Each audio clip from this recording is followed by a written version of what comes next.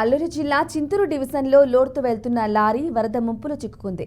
Lorry Bhadrachalam నుంచి AP మీదుగా ఛత్తీస్గఢ్ వెళ్తోంది. కాగా చింతూరు భద్రాచలం రహదారిపై కొమ్మూరు వాగు ఉప్పొంగి ప్రవహిస్తోంది. లారీ చింతూరుకు రాగానే జాతీయ రహదారిపై వరద ప్రవాహం ఎక్కువైంది. దీంతో లారీ వరదలో చిక్కుకుపోయింది. గమనించిన స్థానికులు పోలీసులకు సమాచారం ఇవ్వడంతో ఘటనాస్థలానికి చేరుకున్న పోలీసులు జేసీబీ సహాయంతో లారీని బయటకు తీశారు.